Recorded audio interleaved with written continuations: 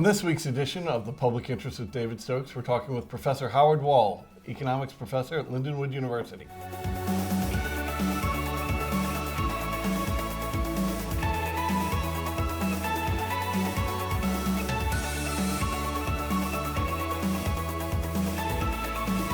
Welcome to The Public Interest with David Stokes. I'm David Stokes. Today on our program, we have Professor Howard Wall, economics professor at Lindenwood University. And Howard, thank you for joining us today. Thanks for having me. I'll let you describe the various capacity in which you were at Lindenwood, because I would screw up the various Professor of Economics just begins the story. I'm also the director of the Hammond Institute for Free Enterprise and a research fellow in the Center for Economics and the Environment, all in the Plaster School of Business. All based out of Lindenwood University. Yeah, all Lindenwood. Which is still growing and growing and growing. Yeah, no, doing quite well, yeah. We had an event there this year for Great Rivers Habitat Alliance. Oh, really? At the gymnasium. They made it look, it was a wonderful gym. They made it look beautiful for an event for us, and it went really well. Oh, it's a beautiful campus. It's quite a success story, the whole university. And now how long have you been there? I've been there, it'll be 9 years in May. And before that, you were with the Federal Reserve? I was at the St. Louis Fed. I was vice president, and I was there for 12 years. So, yeah, I've been in town for a while. And you and I know each other through our affiliation. You as a fellow and a writer. Yeah. If I get any of the terms wrong, correct me. And me from my prior job at the Show Me Institute. That's right. Which is how we met and worked together on those issues. And I still do some things occasionally with them. Well, we can get into that. Yeah.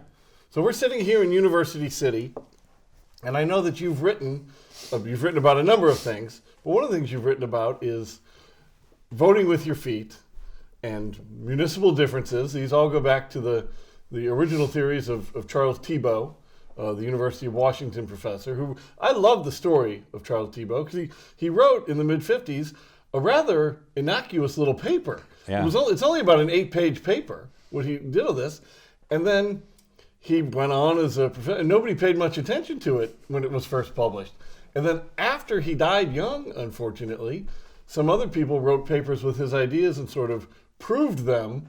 He just put ideas out, and then other economists proved it mathematically and economically. Yeah. And he became very famous mostly posthumously. Yeah.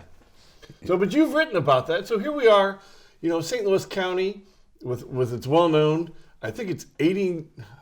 The number of municipalities is changing, and for once, it's going in the right direction. As we're getting, I think we've stopped adding. We've stopped adding, and we're shrinking. I think it's at 89 right now, and somebody wants to correct me if I'm wrong. You can put it in the comments section.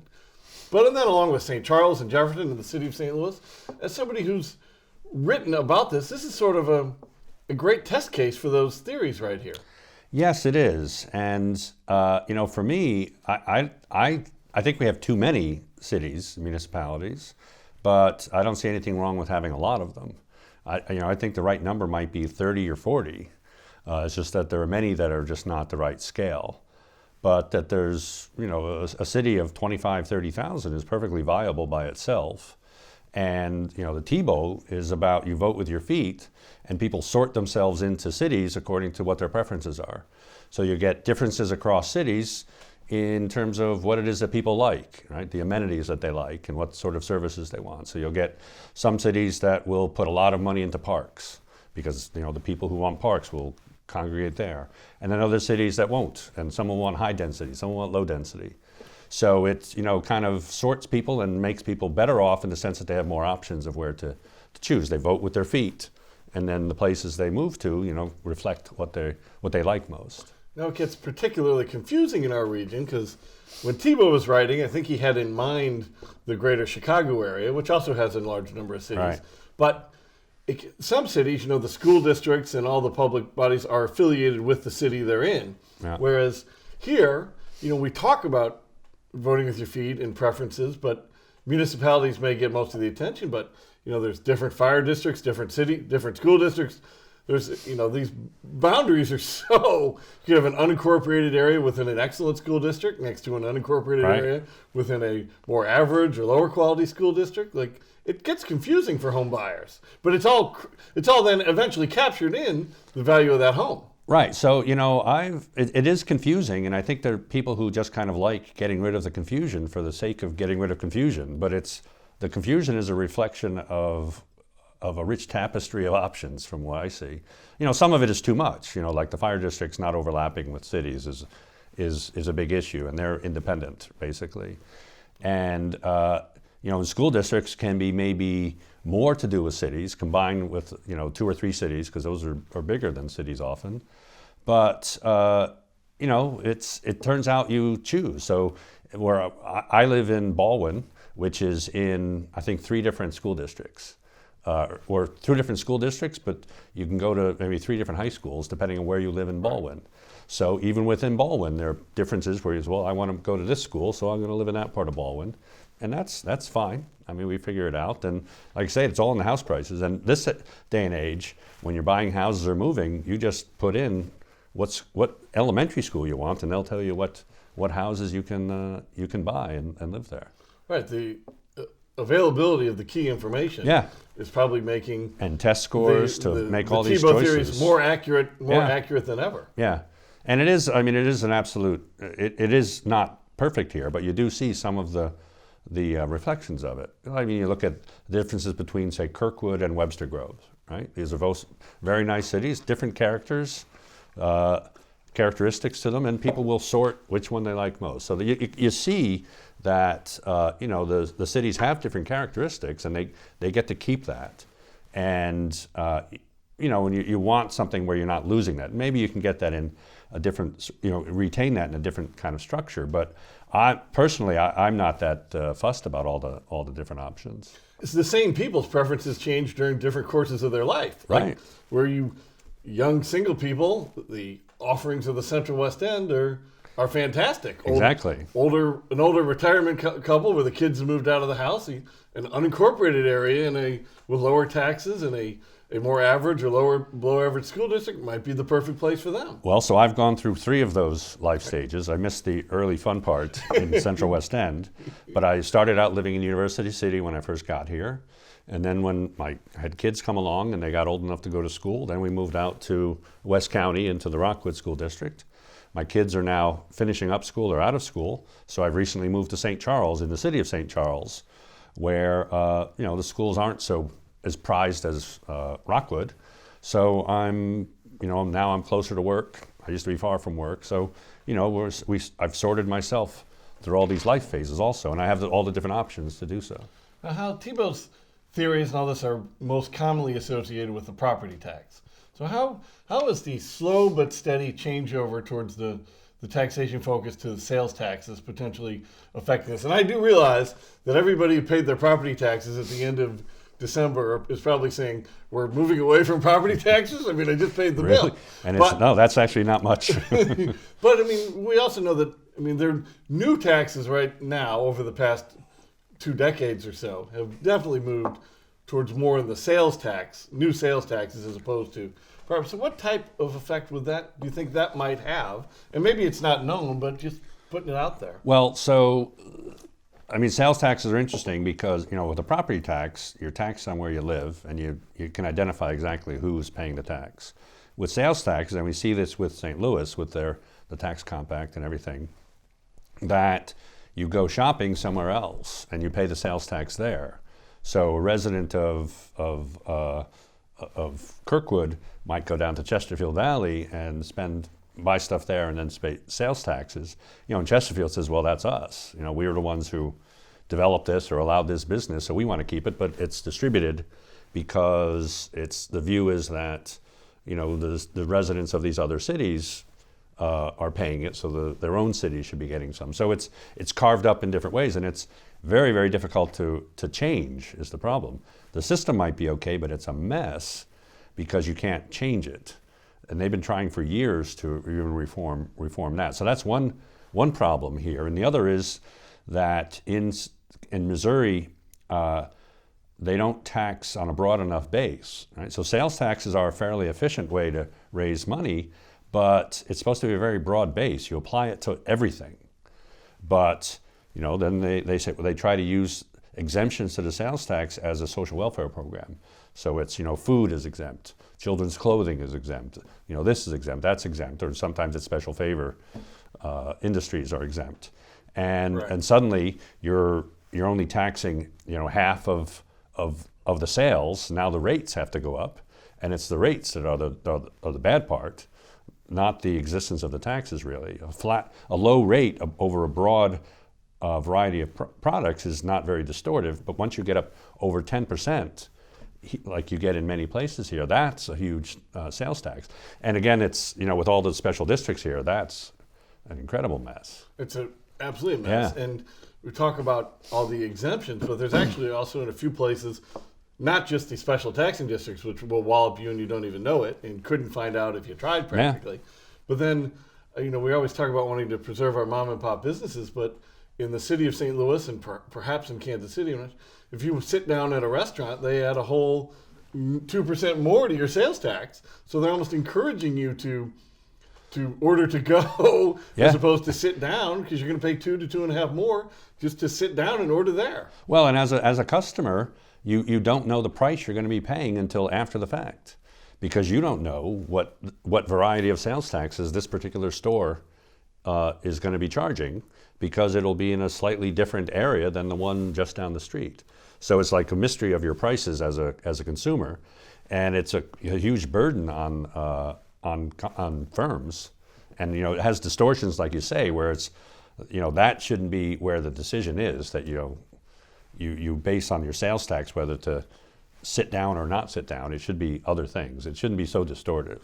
Now, how does the earnings tax in St. Louis and Kansas City come into play for these exact ideas and just people deciding where they live or locate a business or move to or from? Well, it's something that people don't want to accept. A lot of people don't want to accept is just a very basic maxim. If you tax something, you'll get less of it.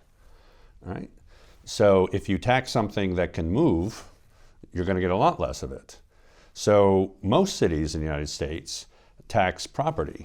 So usually that's on average across U.S. cities, they collect 17 times more in property tax than they do in, say, income earnings taxes. In St. Louis and Kansas City, it's reversed. It's a fraction of property taxes to earnings taxes. So we collect much more in the earnings or income taxes than in property tax, and that's the opposite of what other cities do. And it's particularly onerous in St. Louis because the city of St. Louis is not really very big. It only makes up 300,000 out of a metro area of, what is it now, 2.7 million, Yeah. right? Right around there. And it's very easy, and it's surrounded by an almost million population county. And it's very easy to just move out. Either your job, you can move yourself, or you can move where you work or if you have a firm, you can, where you set up your firm, it's very easy to move 2 miles and you still live in the same area, right? You don't really have to change very much. So it's very, very distortive in St. Louis and Kansas City, and people say, oh, it's just 1%. And it's, well, but at the margin, that really bites. And you only say, only 500 people a year are making the decision to leave St. Louis because of that. So you say, well, that's not many. He says, well, do that over 10 years. Now you've got 5,000 people. And this can be a big chunk of the decline in population. I was always struck going well back to when I was young, got back to St. Louis after college, and before I had ever worked at the Show Me Institute or worked in policy at all. But I remember being struck when I moved first into the West End and then downtown, and my mental math at the time, aware of the earnings tax, was always saying to myself, it's 1%, it's worth it for the benefits I get in the West End and downtown. The trade-off is worth it. But I was always struck by so many other people my age who I knew who said that, oh, I'm not paying the 1%. Like it almost struck me as, it did strike me as odd at the time, but there was no doubt that I have no doubt that there were dozens of people who specifically cited early to mid 20 age group who were like, I'm not moving there. I don't want to pay the 1%. Yeah, and I did. And that's it. The vast majority of people say, yeah, I'll just pay it, and that's fine. And we're not saying everybody's leaving. It's just saying they're are enough people leaving that it actually matters. And you think of firms also, right? There's at such narrow margins, like retailers are at such narrow margins to begin with, and now they have to pay an extra 1% on their, to their workers or something to compensate for the fact that, there's all these things, and they have to pay taxes, businesses have to pay taxes like this too. And, and that's a big deal. And it doesn't have to be every firm, and that's what people say, well, I know this guy who would never move because of it. And it's, well, fine. We're just saying there's people who will, and it adds up. And do you have any papers coming out on this? Oh, I have yet another. I'm the, if you Google earnings tax, and it's a lot of papers by me, and I'm working on something now talking about how it's not just a problem for St. Louis or the St. Louis metro area, but this is a burden on the rest of the state, because in more general terms, I've been looking at how the St. Louis economy, it's big as a portion of the state, but more than that, it affects the rest of the state. So it can really cause things to go on everywhere else. So if you have a good policy or a bad policy in the St. Louis city or in the region, then places out, Columbia, Jeff City, maybe Springfield, or in St. Genevieve, they'll suffer a bit too, because all the local economies are linked together, right? There's a chain of links between St. Louis and then these other areas, and it's just small effects, and they just add up as they go out. So the recent estimates I have are that of the total effects of like the earnings tax on losing employment, I think it's 1 in 5 jobs lost is outstate. So it's outside of the metro areas. And that's a big effect. So the earnings tax in St. Louis and Kansas City accounted for something like, I think it was 2/3 of population loss in the state of Missouri between 2000 and 2010. And that's a big effect. Do you think that a lot of that is, especially in the Kansas City area where it's so easy to move? It's the same in Kansas City. You can change states easily. You don't even have a river to cross like you have here. And you go to a lower tax state. Here people aren't fleeing to Illinois any longer. But you can go to Kansas, or you can just leave the city of Kansas City and avoid the tax. So it's very easy there also. We just drove through it on a trip a week or two ago. Yeah. Just boom, boom. Yeah. I think we actually did cross the river on the route we took, but you go a little bit south of downtown, right? It's just across the street. State line road. Yeah. It's as easy as it gets. Yeah, and the Chiefs might move across too, and the president will be right at some point. Right. Now, is the effect is that ease of crossing from Kansas to Missouri? Does that influence the effects on the earnings tax differently in St. Louis and Kansas City? It's tough to say. I'm not really able to tell, but because they're very similar types of regions in a general sense, that the cities themselves are not huge, although Kansas City is a bigger portion of its MSA than St. Louis is. But you look at a place like Philadelphia, the city is a gigantic, it's a much, much more prominent part. And here it's just the cities, Missouri and Kansas, or St. Louis and Kansas City, the cities are actually small. And it's just so easy to leave the city and the county, right? You can leave counties very easily here. So I'm going to switch topics to current events here. Okay. So I know you spent a lot of time at the Federal Reserve. So what are your thoughts on some of the especially the nominee who got grilled by the Senate today, Judy Shelton? What are your thoughts about some of these nominees? Well, so it's been an interesting, say, year and a half with the Fed, where President Trump has publicly berated the Fed and Chairman Powell, saying they don't know what they're doing, they have no idea, rates should be lower, and trying to apply public pressure, which, if anything, would backfire, because the Fed would say, well, now we can't. Even if they wanted, we're going to lower rates, they say, well, now we can't, because it'll look like we were forced. Rational. Yeah. So it would. Like rational expectations. So, well, it was just, we can't do it because if everyone will say that we're just doing it because the president told us. Right. So now we have to say no to it. So it was counterproductive to even Trump's goals, but also it's just a really, really bad idea for a president to get so involved and to threaten to fire a Fed chairman when he actually can't. But it really was affecting markets for no purpose at all, no gain at all.